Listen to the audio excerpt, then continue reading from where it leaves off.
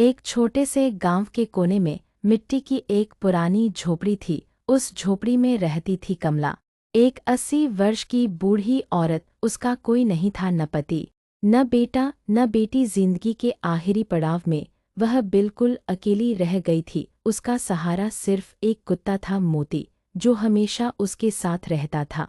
कमला का दिन मोती से ही शुरू होता और उसी पर खत्म होता। सुबह उठते ही वह सबसे पहले मोती को रोटी खिलाती, फिर खुद एक टुकड़ा खा लेती। मोती भी जैसे उसकी हर बात समझता था। जब कमला उदास होती तो वह उसके पैरों से सिर रगड़ता और आंखों में एक अजीब सी करुणा झलकती। गांव के लोग कहते, गरी कमला, तू अकेली कैसे रह लेती है? वह मुस्कुरा कर कहती, मुझे किसी की ज़रूरत नहीं, मेरा मोती ही सब कुछ है।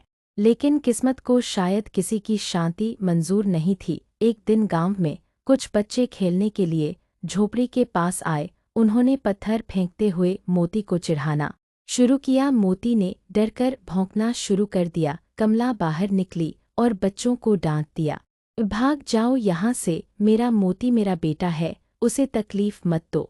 बच्चे हंसते हुए भाग गए, पर उनमें से एक ने पत्थर फेंक दिया जो मोती के पैर पर लगा। मोती जख्मी हो गया। कमला ने उसे गोद में उठाया और आंसू रोक नहीं पाई। रात भर वह उसके पास बैठी रही, उसके जख्म पर मरहम लगाती रही और भगवान से प्रार्थना करती रही, हे राम, मेरे मोती को ठीक कर दो, यही मेरा परिवार है।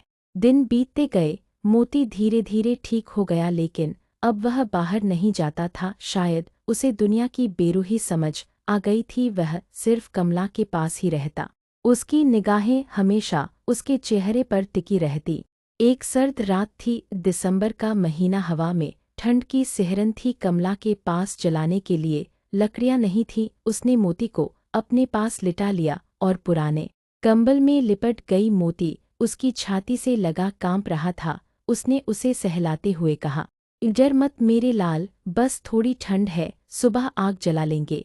लेकिन उस रात बहुत ठंड पड़ी। सुबह जब गांव वाले उधर से गुजरे तो देखा झोपड़ी के अंदर कमला चुपचाप सोई थी। उसकी सांसें थम चुकी थीं। मोती उसके सीने पर सिर रखे बैठा था, बिना हिले डुले। गांव वाले उसे हटाने की कोशिश करते तो वह गुर्राता और वापस उसके पास आकर लेट जाता। 3 दिन तक वह वहीं बैठा रहा, न कुछ खाया न पानी पिया। तीसरे दिन मोती ने धीरे से सिर उठाया, कमला के चेहरे को चाटा और फिर वहीं चुपचाप लेट गया। उसकी भी सांसें थम गईं। गांव वालों की आंखें नम हो गईं। उन्होंने दोनों को एक साथ दफनाया, बूढ़ी औरत और उसका वफादार कुत्ता, एक ही जगह। उस दिन से गांव में लोग कहते हैं, जहाँ इंसान रिश्तों को भूल जाते हैं, वहाँ एक जानवर ने इंसानियत निभा दी। कमला की झोपड़ी अब नहीं है, लेकिन गांव के बाहर एक नीम के पेड़ के नीचे एक छोटी सी मिट्टी की ढेरी है, जिस पर लिखा है, यहाँ सो रहे हैं 2 सच्चे साथी, कमला और मोती।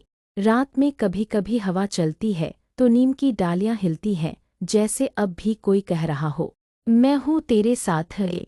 भावार्थ, यह कहानी हमें सिखाती है कि प्रेम और वफादारी किसी उम्र या जाति की मोहताज नहीं होती। कभी कभी एक जानवर इंसान से भी ज्यादा सच्चा साथी साबित होता है।